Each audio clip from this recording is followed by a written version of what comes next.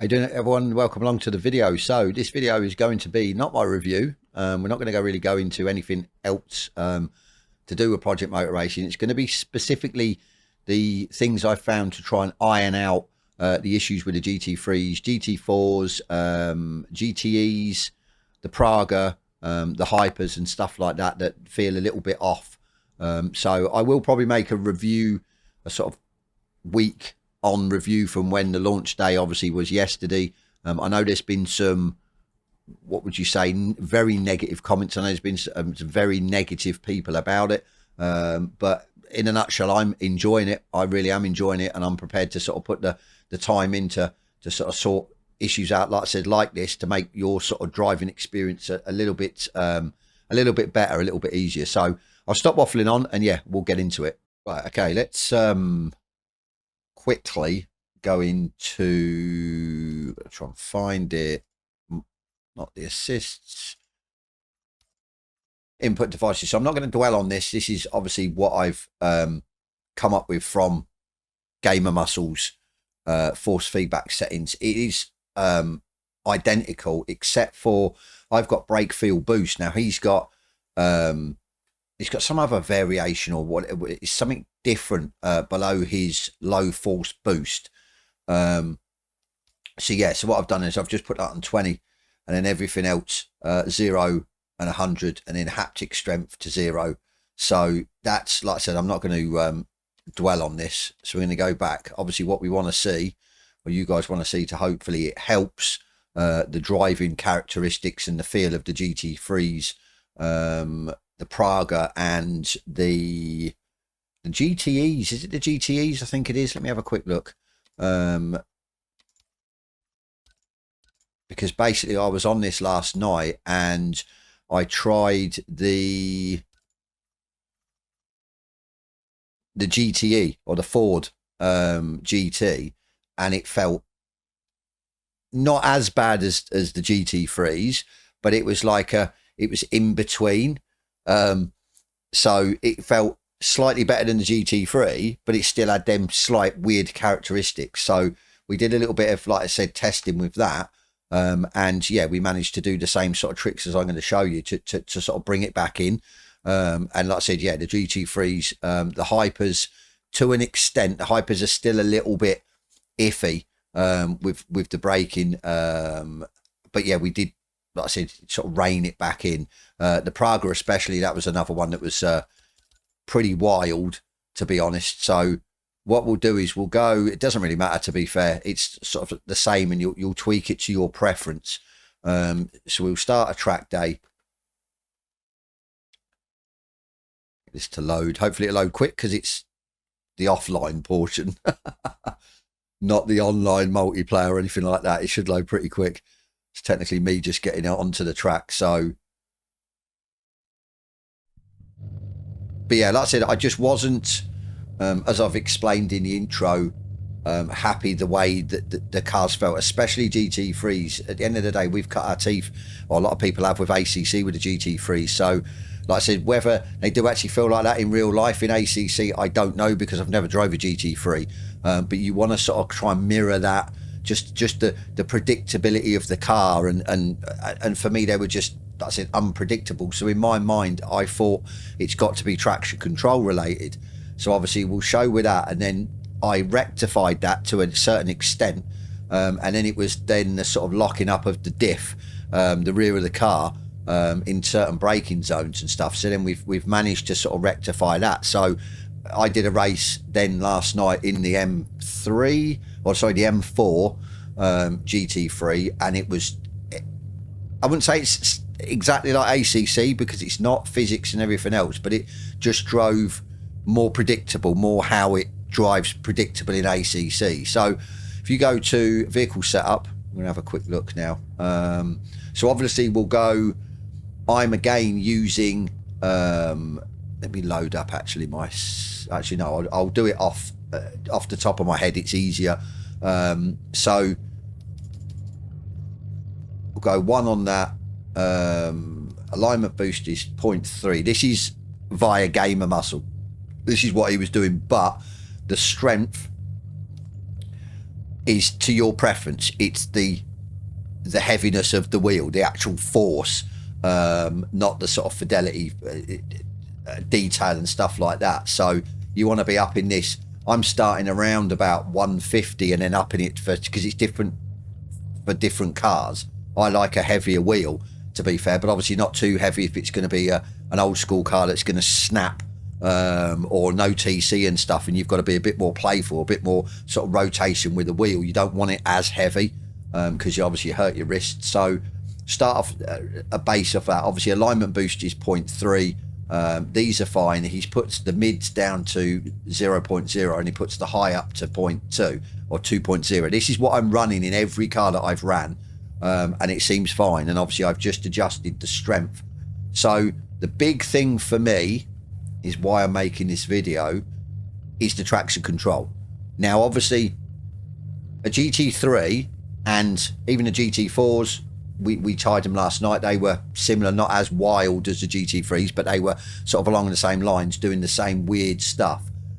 Is the traction control. Now, jumping from ACC, we just got so used to ACC, and sometimes in the cars you jump in the stock setup and the traction control is too high, so you're knocking it down. Now, that's what I was doing, and for me, it was making it worse. So I thought, okay, let's go the other way. So the maximum on the Praga is 10, and I've been running pretty much 10 until the tyres start to heat up.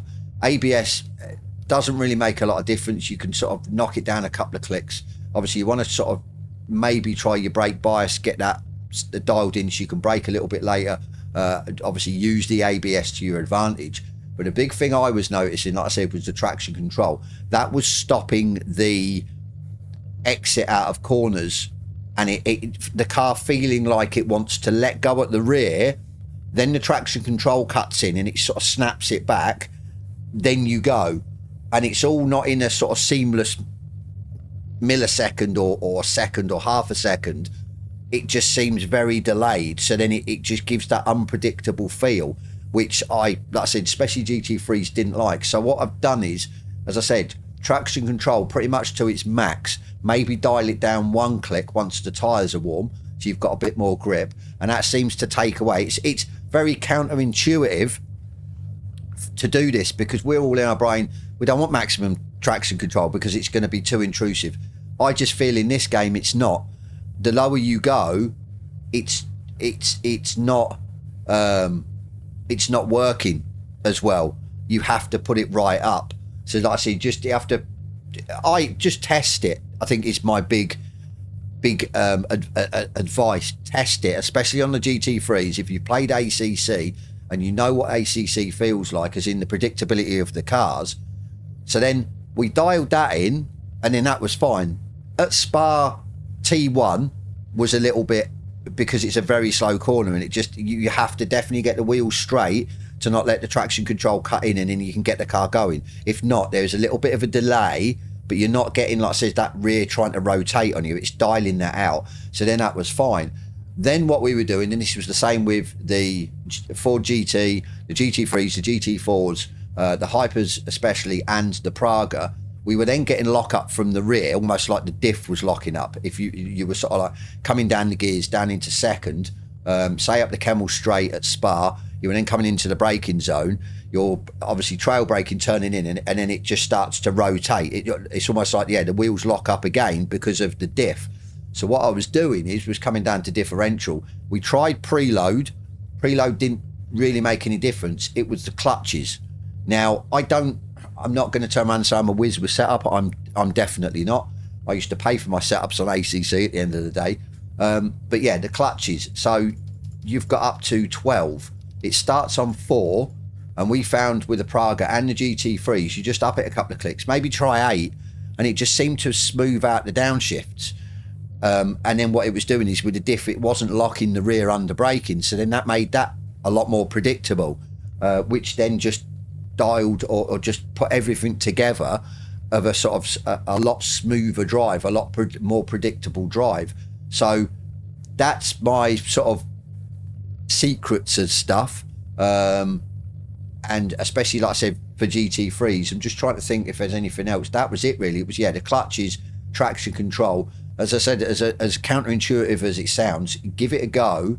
And yeah, let me know how you feel. Let me, especially with GT3s, that was the biggie for me. I think the cars, the old school cars with no traction control, seem to drive fine anyway. I think if they're locking up at the rear, under braking or under deceleration and dropping down a few gears, definitely try, if it's got a diff, definitely try this setting as well with the clutches.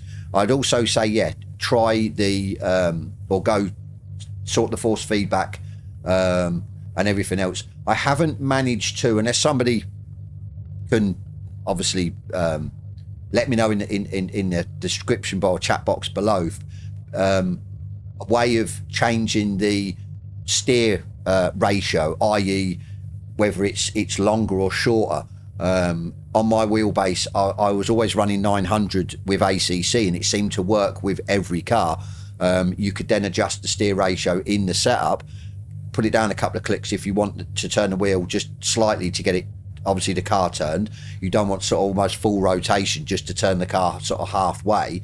I'm struggling at the minute, so what I'm having to do is on my wheelbase itself, through my wheel, is adjust the steer angle or steer ratio, whatever it's called, to either shorten it or lengthen it, i.e. giving it more rotation of the wheel to turn the car or less. I like it sort of, would you say, sort of almost neutral. Some of the cars we're jumping in, we're really having to sort of go over 90 degrees just to go round a corner. So as I said, for me, the only way I'm doing it is through the base. Now I know obviously some guys won't have a wheelbase that you can adjust in the wheelbase. It will solely be in game, and I says I haven't found a way yet to do that. So, but yeah, I really do hope this video helps some people.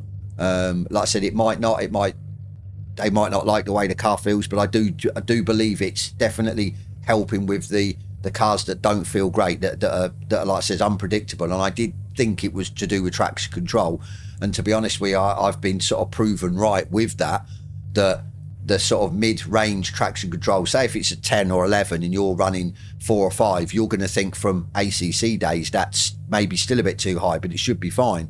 It's not. You want to go way higher.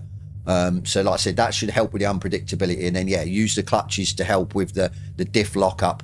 Even like I said on ABS, it shouldn't really be locking up. You lean on the ABS, especially in GT3 cars, so you know you can just smash the brake pedal and it's not going to lock the rear. It's not going to lock the brakes up. But then in this title, the diff's then locking up for you, so you have to then, like I said, change that. But as I said, I really hope this helps people out. I really hope this helps with the cars that don't feel great, make them more manageable or more drivable, and give people a few more options. I've got no issues now of running a multiplayer or jumping in a multiplayer with GT3s, whereas before I'd be like, oh no, I don't want to go GT3s. They feel absolutely terrible. So, but yeah, definitely let me know in the description box below, or the chat box below. Leave a comment and let me know if you found this informative at all, if it helped you, if you found any other ways as well to sort of iron out the slight, like I said, unpredictability of cars. Definitely let me know, because I'm always, like I said, trying to strive to get it to feel better.